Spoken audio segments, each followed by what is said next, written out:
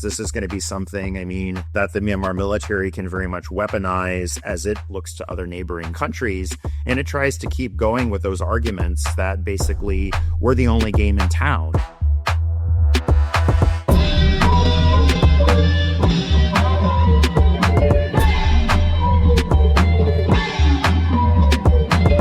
Hello and welcome to episode 64 of What's Happening in Myanmar, a fortnightly show from the Frontier Myanmar podcast family. I'm your host, Luke Corbin. It's Friday, February 20. Thanks for tuning in. Today we have Jason Tower, who's a senior expert at the Global Initiative Against Transnational Organized Crime. Jason's coming up soon. We had a medium-ranging chat about China, the scam industry, intra-resistance conflicts, and more. But before then, I'll spend a couple of minutes on the new developments regarding the military regime and its new government. That news is only the tip of the iceberg, however. This fortnight, the military regime expelled Timor-Leste's leading diplomat in the country, accusing Timor-Leste of interfering in Myanmar's internal affairs. The resistance groups lost Ban Malk and Por Saung to the military, as the Kachin Independence Army Vice Chair, Lieutenant General Gunmore, declared the KIA intends to take over northern Myanmar, including northern Sagaing region. And the regime continued pushing, admonishing and threatening regime, local administrators and Union Election Commission officials to destroy documents related to the 2020 elections, which were found by observers to be largely free and fair. These records to be destroyed include the legislative records from the National League for Democracy period of government. All that and more is going on. So remember that the only way to really stay on top of what's happening in Myanmar, because we can't cover it all on this fortnightly podcast, the real way to do it is to subscribe to Frontier and receive Frontier's succinct yet incisive daily briefing and media monitoring newsletters. And of course, there's so much more as well. Head to the Frontier website for that. Now, on to the show's brief news update this fortnight. In a context of the Myanmar military continuing its mass airstrikes on civilians, including on children, prisoners of war, and displaced people, yes, all of that in the last 2 weeks and long before, as well as committing mass arson with over 17 villages burned down in Mandalay region last week alone. Well, in this context, the preparations for the nominal transition away from rule by a military council and to rule by a supposed civilian government, these preparations are ramping up. The military's Union Election Commission, the UEC, released detailed results on February 9 for its recent elections conducted in December and January. Remember, these elections were designed to deliver a military proxy Union Solidarity and Development Party victory, and the aforementioned USDP apparently did receive a majority, 44% of the vote. In second place was the National Unity Party, which received 13%, the People's Party obtained around 9% of the vote, and the People's Pioneer Party received around 8%. The rest of the votes were mainly spread around among parties representing non-Burma ethnic groups, like the Shan and Nationalities Development Party, which received around 6%. Now that the official election results are out there, the UEC has also announced the names of 110 military officers that will be appointed as representatives in the lower house of parliament and 56 in the upper house. Remember, the 2008 constitution that was designed and enacted by previous military regimes, that constitution stipulates that 25% of each legislature's seats are reserved for military appointees. The houses are now meant to convene next month, with the new government taking office in April. And over the last few days, the USDP has been attending talks with the regime just on this topic. Who will take which position? Who will be president? How will the government be formed? And how will it all work with the military's new Union Advisory Council law, legislation that empowers the president to form a council to take an advisory and coordination role on the government's security and rule of law, international relations, peace, and legislative agendas. And of course, we need to mention that, by all accounts, the majority of the Myanmar population does not recognise this election, and myriad resistance groups officially opposed it and refused to recognize any government formed by the military regime that broke the 2008 constitution to enact its coup in 2021. And now let's get to our feature interview for the episode. Last Saturday, February 14, the usual annual Chinese New Year celebrations were held in Yangon, ushering in the year of the fire horse. Now, Senior General and coup leader Mawdaung Holding wasn't there this year. He was off visiting the front line in Myanmar In, but his deputy, So Win, took the opportunity in his stead to stand alongside China's ambassador to Myanmar, that's Ma Jia, and celebrate the military regime's close ties with the Middle Kingdom. So Win praised China, and Ma Jia praised Myanmar. So Win framed Myanmar as China's corridor to the Indian Ocean and mentioned progress on China-backed megaprojects such as, once again, the Mawdaung Dam in Kachin State, as well as the Jalpur Deep Sea Port in Rakhine State, and the oil and gas pipelines stretching from Myanmar to Yunnan. So Win also invited more Chinese investment in Myanmar's transport and infrastructure. And then there were, of course, official statements from both sides later. To hear more about this and other developing stories, today we have Jason Tower in the studio. Jason is senior expert at Global Initiative Against Transnational Organized Crime. He focuses on China and Southeast Asia monitoring, and he writes on crime trends, especially related to Myanmar. Jason also works independently on several other Myanmar-related projects, and we'll launch into our conversation off the back of this public display of affection between Myanmar and China. Jason, please greet the people. Hello, and thanks for having me on. Great to be back on the show. Hey, it's so good to have you here.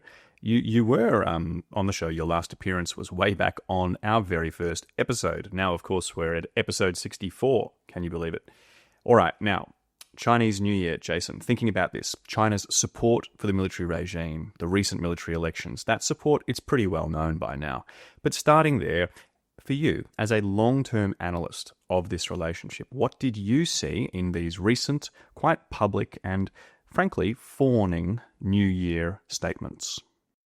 Yeah, so I think one thing that really stood out as being somewhat different this year was the fact that the Chinese ambassador mentioned in her remarks, and this was something that was emphasized also in the subsequent readout that went public on the Chinese embassy in Yangon's website and social media accounts.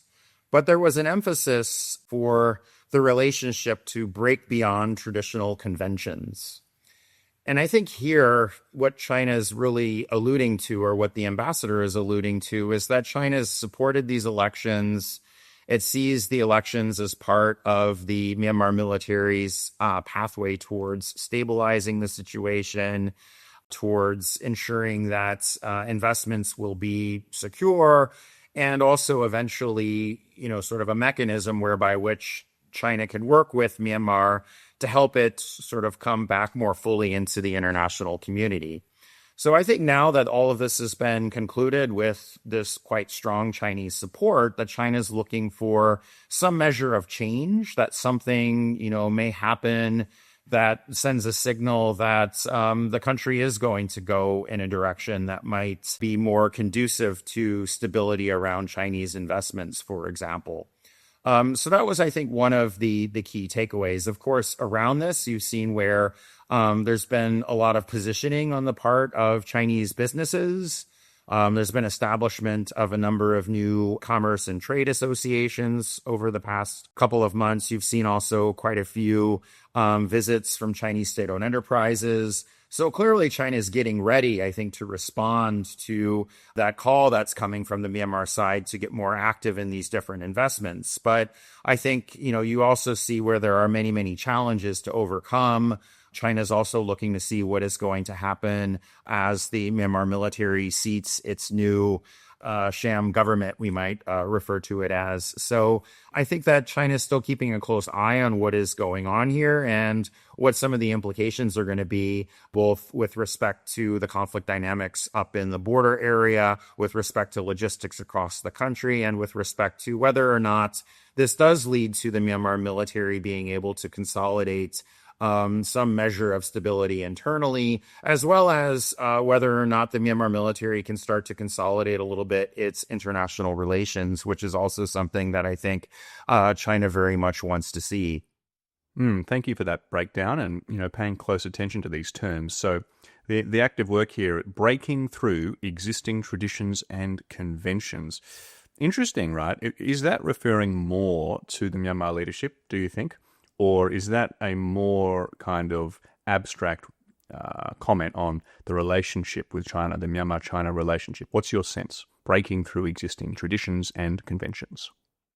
Looking at sort of the general direction that the Myanmar military and especially Ming Online has taken following the coup, is that he's been extremely stubborn in terms of not really wanting to listen to any external suggestions. And so, you saw where around China's dealings with Ming Online, for example, around cyber scams going back to 2023 and into early 2024, China really had to use very coercive types of measures to get any kind of change, right? So I think, what's really being referred to here is kind of that stubbornness on the part of Ming Online and on the part of the Myanmar military more broadly.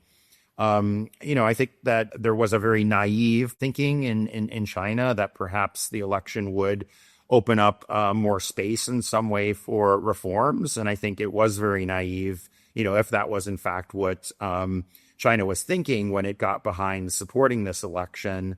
But it may also be that, China is now looking for Myanmar to proactively, or looking for the Myanmar military regime to proactively advance some measure of change. And also is sitting back looking at how it might use the extensive leverage it has over the Myanmar military to push it in different ways if it doesn't go in that direction.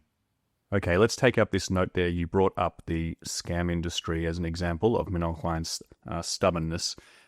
So let's go with this. Recently, the Chinese state-owned paper, the Global Times, it claimed that over 1,500 Chinese scam center workers have now been repatriated from Myanmar to China. Is that a great success on China's side? How would you frame the cooperation between Myanmar and China on scam centers? Min Aung Hlaing's intransigence, back before Operation 1027, notwithstanding. And how is this evolving as the scam centers adjust to the recent Myanmar military crackdowns? Yeah, so I think you've seen that there's been some pretty significant developments since especially last October around the scam syndicates and scam compounds more broadly. Of course, the Myanmar military, under pressure from China, which I think in part was really triggered by the United States and the UK and many other countries across the globe starting to cry foul and starting to really get much more involved in this space, which in turn I think has been a source of growing embarrassment for China, because after all, these are Chinese-linked crime groups. And all of that pressure is now coming back on China because it hasn't been able to rein in these criminal actors, and because they remain very deeply embedded in places like Myanmar, Laos, and Cambodia. I think following the US-UK action, which was taken against one of the largest of the scam kingpins in Cambodia, the Transnational Organized Crime Group, China then put more pressure on the Myanmar military. And effectively what the Myanmar military did was it started to launch these operations on places like KK Park. But these were really in no way law enforcement operations. In fact, the Myanmar military deployed violence against buildings. Even when the whole thing was emptied out, it continued with this PR stunt of blowing up all of the buildings and infrastructure in the range of $75 million worth of infrastructure and assets that the military just mindlessly blew up, blowing up with it a lot of evidence, and also just really dispersing the problem. So, you saw the Myanmar military trying to use KK Park to tell China, to tell the rest of the world that it has zero tolerance, that it's taking a very hard line on scam centers and so on. And yet the scam compounds have just migrated to other places. And they're increasingly operating not just under the Myanmar military's border guard force, not just under Chithu and some of these other military-aligned militias, but they're also increasingly operating inland in territory that is directly under the control of the Myanmar military itself. So I think that, you're really not seeing much in terms of real progress. Yes, you're getting a lot of headlines. Yes, you are getting large numbers of Chinese nationals repatriated back to China. You are seeing some individuals get to freedom across the border through Thailand and then eventually to be able to get back home. But what this is all doing is it's imposing more costs on other countries without dealing with any of the underlying enabling factors. China is not really so satisfied with what the Myanmar military has been doing when it comes to dealing with the scam center issues. I think we've seen two interesting developments. First of all has been China quite quickly, finalizing the both sentencing of the Myanmar military's border guard force elites, these being the Ming and Bai clan leaders who were involved in Koh Kong and extradited following the loss of Koh Kong. 15 of these individuals have already had their executions carried out. So I think that sends a pretty strong signal of China trying to draw a line in the sand, and also a signal that even with the Myanmar military's backing, like the Bais and like the Mings had, that scam syndicates might not be safe from Chinese law enforcement. So I think that that's one message that China has tried to send. I think another interesting development has been the very sudden downfall of the basically the Myanmar military's scam czar, Tun Tun Nong, who somewhat surprisingly last month was taken down from his position as the Minister of Home Affairs. He also led the anti-scam and anti-gambling commission that had been set up in December. Just 1 month after that commission was set up, suddenly he's taken down. And he's now being investigated for corruption, seemingly receiving bribes from scam compound leaders. Now, a lot of media reports have emphasized that this has been done on the behalf of China, that China pushed for that. I think it is interesting, the timing, that it's timed around the time that China did carry out those executions. And perhaps it's not a coincidence. I mean, Tun Tung Nong is formerly the head of border affairs, and he would have overseen the Koh Kong incident. So that sudden shakeup, unexplainable shakeup, I think also does send another signal that, first of all, the Myanmar military's efforts to try to do something with this are just a farce. I mean, you see where the top official responsible for dealing with scams is now being taken down for receiving bribes from, the scam syndicates themselves, but also that all of these PR stunts are increasingly being proven to have been ineffective. And if anything, the scam compounds in Myanmar are coming back more resilient than ever with new relationships with the Myanmar military. So I think this is going to persist as one of the key issues that's there in Myanmar. There's really, I think, no hope of dealing with this issue as long as the Myanmar military remains or tries to remain at the center of the country's politics. Thanks, Jason. There's a lot in there. You mentioned, though, this trend of scam centres relocating. I mean, some of them are staying in Border Guard Force territory, but in many cases, they're now moving to directly military-controlled areas. If we say, like you kind of intimate, that Tun Tun Naung might have been taken out of the picture by Chinese pressure, could we see any other scalps from military soldiers, military administrators, people who might now become more directly and evidentially complicit or intertwined in the scam industry if it rebalances toward military-controlled areas? Well, I think in part it also depends on what happens with the Myanmar military more broadly following the completion of this sham handover to a civilian or a so-called civilian entity.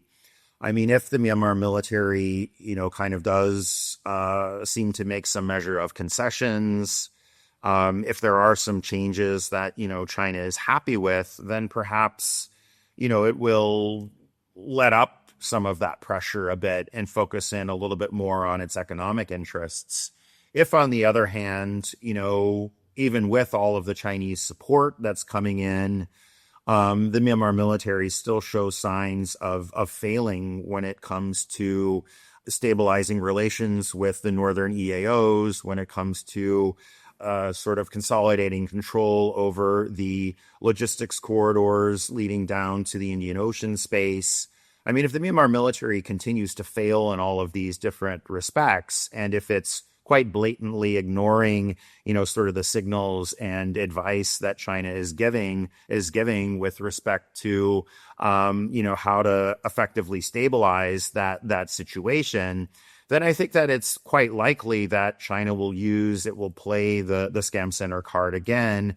It will increase pressure on the Myanmar military because, at the end of the day, I think what China's ultimately interested in is pushing the military in any way it can to do its bidding, pushing the military to deliver in terms of stability and to deliver in terms of effectively giving China access to the Indian Ocean space. China's geostrategic interests in the country are probably, they've been seen time and time again to be a higher priority than cracking down on the transnational crime and on the online scam syndicates.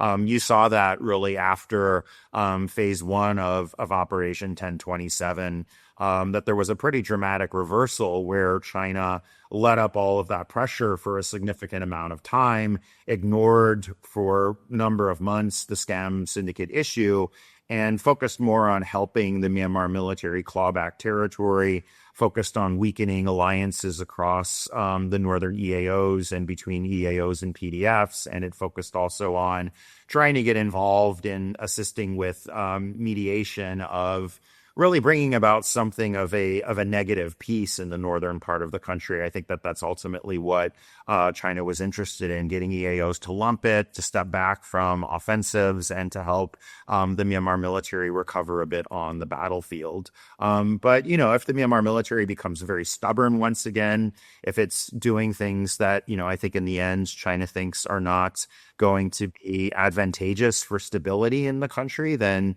I think it is very likely you'd see a lot more Chinese pressure, borne down on the Myanmar military.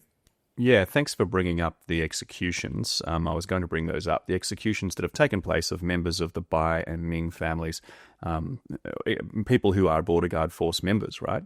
But also people who are widely Chinese heritage adjacent people from that Myanmar-China border area. And they've been taken to China, sentenced, and killed.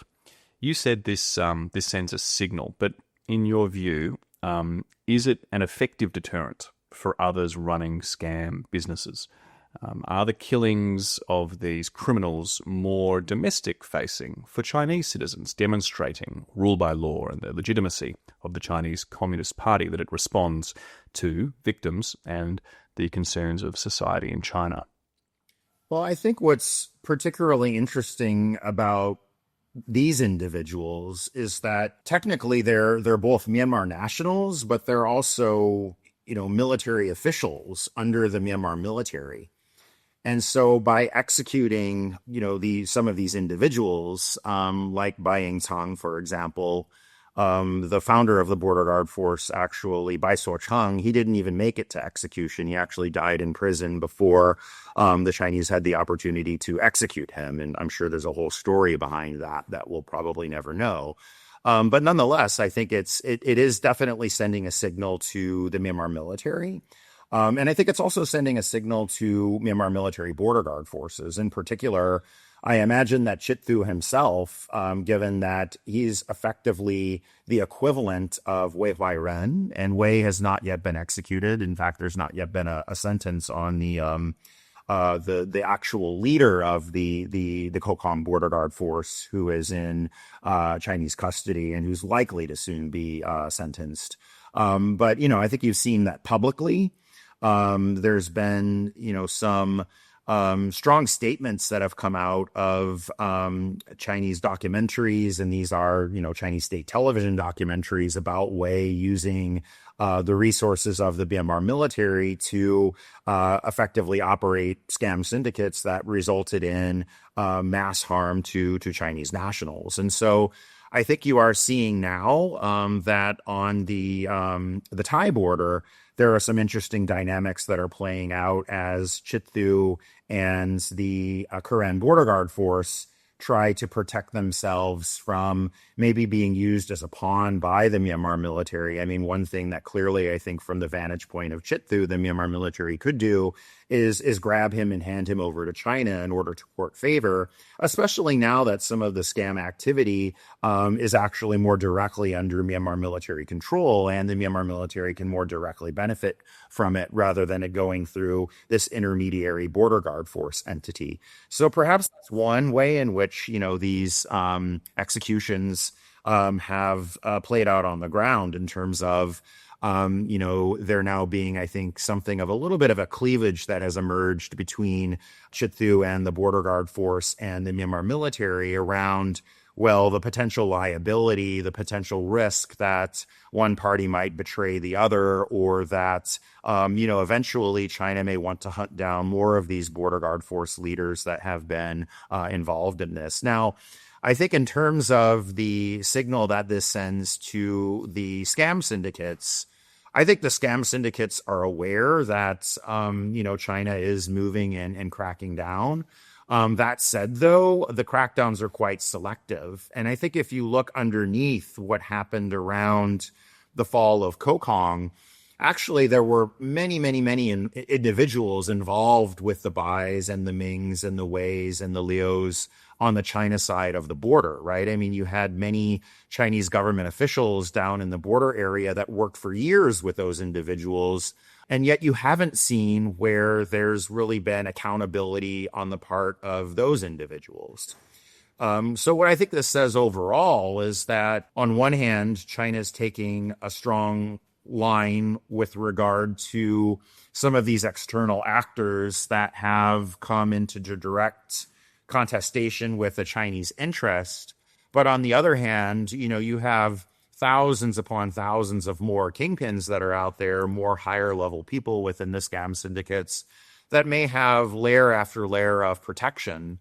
And I think what this is likely to lead to is more and more hedging. So in other words, if the scam syndicates see that China is very aggressive when it comes to hunting down kingpins that are based in Myanmar or Cambodia that are scamming Chinese, well, then they're going to pivot more in the direction of scamming individuals in other countries. And overall, they're less likely to come onto the radar if they're doing that. And again, I think that that's driving more and more of that trend towards foreigner butchering. You're also seeing that there's a definite expansion of scam operations out of mainland Southeast Asia into many other jurisdictions around the world. Yeah, there's no doubt that the scam industry is not shrinking overall. It's growing, it's spreading around the world, even though China is making some progress on combating it in mainland Southeast Asia. If the industry does ever leave Myanmar, it'll probably only be because the costs and the risks are too high in Myanmar relative to other places. But also part of that calculation is the investment that they've put in. This all takes time. So last question on the scams, if you'll permit me. It's a bit similar to what I was asking earlier. How much of China's efforts to bring scammers to justice is just a result of Xi Jinping? Xi Jinping's rule, his anti-corruption policies. Is it tied up with his priorities as a leader and his, purges, his eagerness to show that the Chinese Communist Party can deliver social justice and harmony, decreases crime, his personal branding as a leader? Or how much of it is actually decentralized, coming from other government organs in China? What I'm getting at here is, how long will China have this interest in tackling the scam industry in Myanmar and elsewhere? How long will it last? Will it only increase or will it fade away in the face of a kind of whack-a-mole dynamic where the scam industry just can't be eradicated? Well, I think it's really a little bit of both. I mean, this is an issue that has captured the imagination of the Chinese public. There is a measure of reinforcement that allows this issue to be such a public issue across China, right? I mean, if China didn't want this to be in the media all the time, if it didn't want movies on this topic, if it didn't want video games coming out on this topic, you would have seen Chinese censors step in and shut that stuff down long ago, and they haven't done that.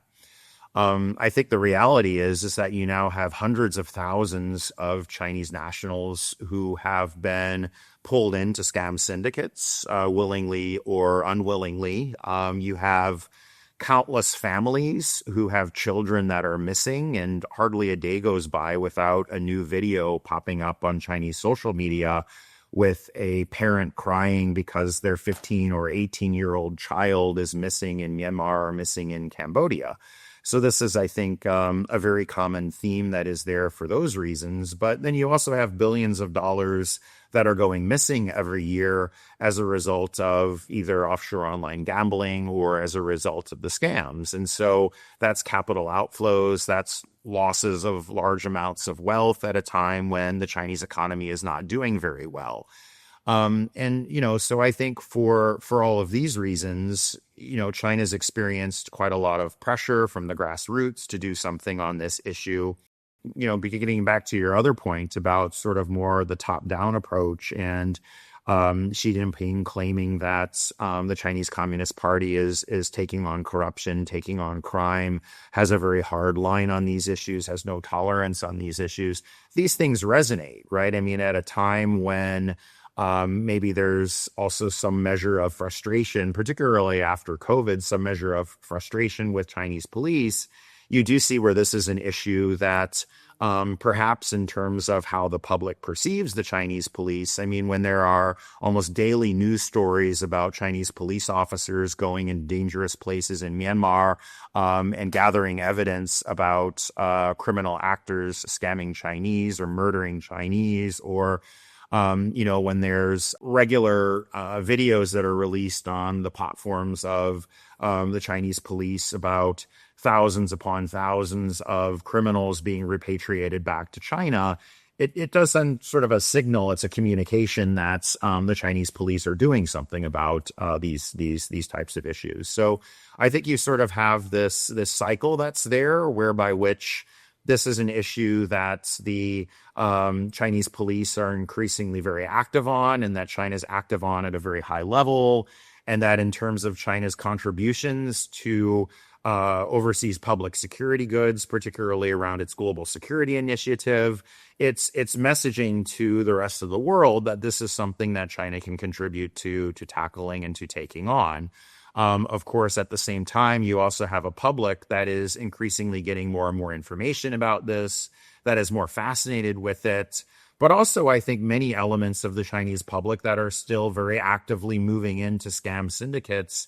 And because of the state of the Chinese economy, they don't really see many other alternatives to work, particularly the tens of thousands of people that are prosecuted every year that, once prosecuted, have no ability to find other jobs. And at the end of the day, they fall back into online scams, or they fall back into doing other forms of illicit businesses. So you see where there, I think, are several cycles at play here that are both reinforcing, kind of China to take a harder and harder line on these issues, as well as, a lot of challenges in terms of the Chinese response. For example, mass prosecutions on lower level players, which have led to many people struggling to rebuild their lives after being repatriated out of scam centers, and then ultimately not really having any other way of survival. And so they end up going back and doing scamming once again. I think one other element is, of course, the international pressure, because now that the online scams are effectively impacting every country across the globe, and also because of the fact that people around the globe are very aware. I mean, if you look at some of the statements, the press statements coming out of the US on these types of issues, it is very clear that this is Chinese crime. These are Chinese criminals that are doing this to the United States, doing this to the US public. And so, again, there's pressure on China. At the very time when China is saying it's making some success, you're seeing where other countries are calling it out and saying, no, actually, this is causing great harm to the United States. This is causing harm to India. This is causing harm to Korea. And so I think China is increasingly pressured externally to do more on this issue as well. That is really just so fascinating, that insight into the domestic China side there, Jason. And if this was a Chinese podcast, I would love to dig deeper in there, but I would be digressing. So let's pivot away from the scams for now. And let's bring up a point made by our previous guest on the last episode, Amara Thiha from Stimson. He made the point that China has an interest in institutionalizing the fragmentation of Myanmar. And since the military's elections, there's been vigorous debate about the likelihood of any political change at the regime level eventuating from this now 5-year-old Spring Revolution. The context for that is that China has so decisively gotten involved in Myanmar post-2023 and pushed these elections through. There's a debate about the consequences of interpreting everything that happens in Myanmar politics through the lens of China's influence and interests. In your view, is it too fatalist to do so? What else should we look at when interpreting Chinese actions and their effects in Myanmar? I think it's critical that we focus on the agency of all of these different groups as we analyze how they're responding to China's growing coercive pressure. I think if I step back for a moment and I look at what China's trying to achieve, yes, I do see where it's trying to break down alliances. I see where it's trying to pacify ethnic armed organizations. I see where it's trying to get ethnic armed organizations to stop supplying weapons and stop supplying resources to groups that are involved in revolutionary activity. So it is trying to do all of these things. And it's using the tools that it has, the fact that many of these groups need connectivity to the China border, the fact that many of these groups are integrated to some extent into the Chinese economy, or that they need China as a market for goods, or they need China for access to health, for example. It's leveraging all of these different things.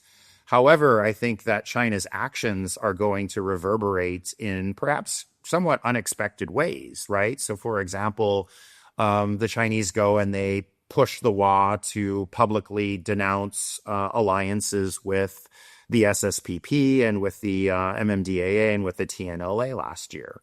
And then what will be the implications of that? There's already, I think, some signals that you have now growing tensions between the Northern Shan Army and the Myanmar military, because the Myanmar military knows that the WA have moved in this direction. And so it smells blood. It thinks it might be able to go in and try out attacking some of those different territories under the control of the Northern Shan State Army, maybe to take some of those territories, for example. This is an extremely aggressive, expansionist military that if it smells any hint of weakness, it's going to jump to try to take advantage of that. And so in that regard, as you see one alliance break, you may well see that the SSPP then turns to tilt in more to maybe shoring up relationships with other actors in Shan State more broadly. So then, perhaps China's intent was to fragment an alliance, but in fact, what it's done is it's led to the strengthening of other alliances. Or perhaps to give another example of this, you saw where China put tremendous pressure on the MMDAA and then later on the United Wa State Army to cut off weapon flows to PDFs. And so what happens then? Well, you start to see where the PDFs, many of the other armed actors that are further from the China border, they start to come together and forge this new alliance, the SRA. And so not to say that it was only in reaction to China that alliance was formed, but I think that things like that play a role into it. So when you look at what China's doing, I think it's important to understand what its intentions might be in terms of, yes, it does have the intention of trying to weaken the resistance, and it does want to, I think, play a role in getting the Myanmar military to stabilize things. But then there's also limits to the extent to which China is able to use those tools. And there's also agency on the part of those ethnic armed organizations. If the United Wa State Army suddenly sees that because of Chinese pressure, it's moved to cut off all of these resources and alliances. And that in turn leads to it losing control over key actors that are critical for it to sustain its position vis-a-vis its real enemy, which is the Southern Shan Army. It's going to react to that. It's going to then adopt new strategies. Even the United Wa State Army has high levels of agency, and it is a group that I think really tries to thrive in terms of finding space to advance its interests between China and the Myanmar military. So I think it's really important to see that there are limits in terms of China's ability to use those coercive pressures to shape things to its interests, but that also there are a lot more additional things that China could be doing beyond what it's doing right now. Yeah, that's a series of good points. Now, Amarathiha last episode also said that he believes China views Myanmar as going through its own warlord period. Of course, China has been through a few of those of its own, referring to multiple centers of power. The center either falls apart or struggles, to unify the nation.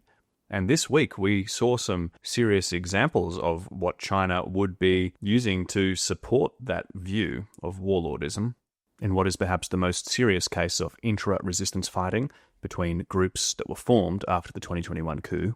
This week, the Mawdaung District People's Defence Force, which is under the command of the National Unity Government, attacked outposts of the Burma National Revolutionary Army, which is a non-National Unity Government resistance group. All this fighting took place in Belair Township and resulted in over 10 deaths. During the fighting, the military also launched airstrikes on resistance positions. And when all was said and done, the leader of the Burma National Revolutionary Army, Bo Nagar, had surrendered to the military, called for an evacuation, and the military sent helicopters to evacuate him, his family, and close aides. He is now being paraded around, having photographs taken and celebrated for returning to the legal fold, as the military regime says. The fractures that led to this outcome are only partially public. The Burma National Revolutionary Army was under NUG command for a time, under a different name, but had left NUG command in 2023. There had been many disagreements over the years between NUG-aligned People's Defence Forces and Bo Nagar's group. The National Unity Government, for its part, has been emphasising the lawlessness of Bo Nagar's activities in Belair Township, but critics of this power move by the NUG point out that many of the things the Bo Nagar group are accused of also take place in areas controlled by the National Unity Government and People's Defence Forces. And the NUG has, until now, failed to shake its reputation for struggling with prosecuting and bringing justice in cases of corruption and sexual violence. Jason, thank you for your patience listening to me essentially go back into the news roundup when I should be hearing from you. So, this has happened this week. It's a big deal. What do you view are the most pressing challenges for revolutionary groups in Myanmar now we're in this kind of environment where this major fracture can happen and effectively leaders who have for years opposed military rule, made successful attacks on military outposts, now they'd prefer to work with the military than negotiate or face justice in the wider resistance movement. Some of the key things for the resistance overall is really how can the resistance articulate a view of the future that all of the different resistance actors will be able to buy into. And I think that there's been huge amounts of experimentation with that, right? I mean, one reason why you see sort of a proliferation of different platforms is because stakeholders are trying things out. They're searching for that. They're looking for that. And I think there has been a lot of progress made in doing all that different sort of experimenting with various types of platforms and looking for solutions to some of these challenges. I think, kind of responding immediately to how stakeholders in the region are going to perceive, sort of fighting emerging across different resistance actors. I mean, this is probably going to be interpreted in extremely negative terms. This is going to be something, that the Myanmar military can very much weaponize as it looks to China, as it looks to India, as it looks to other neighboring countries. And it tries to keep going with those arguments that basically we're the only game in town. If we fall, it's just going to be chaos, right? That is one of the Myanmar military's, I think, key lines here that you hear then regurgitated by many of those frontline countries that, oh, well, the Myanmar military is just too important to fail, or if the Myanmar military were to fail, that there would be chaos, or that all of these other groups just simply can't come together onto the same page. I mean, look, I think you're going to inevitably see in this type of context, in this type of revolutionary context where you have a highly disaggregated revolutionary movement, you're inevitably going to see challenges like this foment. And I don't think that means that this is sort of resistance in chaos, or that this means that suddenly the resistance is going to collapse. I mean, these are new challenges, but you've seen, I think, resistance stakeholders have to weather a lot of challenges over the past couple of years. And I think at the very present moment, one of the main challenges that the resistance is facing is how to address the China threat, how to address the fact that the northern neighbor is there basically putting all sorts of pressure onto ethnic armed organizations, PDFs, to cease revolutionary activity. Or alternatively, it's cutting off resources to those groups. And so as resources become more limited, of course, the stakes are much higher in terms of how they're deployed, how they're used. And I think that is also going to create additional challenges as resistance actors try to negotiate some of these things. So ironically, some of China's moves to try to stabilize things may actually result in even higher levels of tension on the ground, as they're going to create additional resource constraints and challenges that could result, kind of in there being growing frictions across different elements of the resistance, just as there are growing frictions within the Myanmar military itself. And I'll point back once again to the fact that you've seen Ming Online purge several of his key loyalists over the past couple of weeks, as well as these sorts of things are playing out on the ground. That would be kind of my overall take on some of these recent challenges that we're starting to see there beneath the surface. All right. Well, we've kept you long enough, Jason. Love your work. Thank you, and hope to have you back on the show soon again. Great. Well, thanks again for having me on. Thanks, Luke. Now, if you were interested in what Jason had to say about the evolving scam industry in Myanmar in particular, then you'd love the exclusive Frontier member event that's taking place right now as I record this podcast. Our members are currently online listening to Nick Dunlop and John Wojcik discussing the phenomenon of scam nations and the link between governance failure and cybercrime. If you're in the virtual audience, if you were in the virtual audience, I hope you enjoyed it. If you weren't, once again, consider joining Frontier by heading over to our website, frontiermyanmar.net. It really doesn't cost that much, and it makes a huge difference to our journalists who, remember, report and write in really difficult conditions. There's been a heap of great content by Frontier in the last 2 weeks, including a feature story by Tet Aung about the gold rush erupting on the Chindwin River. There's also a feature on life in Mawdaung, an important town on the border with Thailand and Kananthari, recently taken over by the Korean National Union. And there's a new video episode of Do Athan, our sister podcast, and way more. Really, go and check it out and join up if you're not a member. Okay, thank you for sticking to the end of What's Happening in Myanmar for another fortnight. Remember that you can email the show, whimyanmar@proton.me, and we love hearing from you. So until next episode, farewell and take care. Talk to you soon.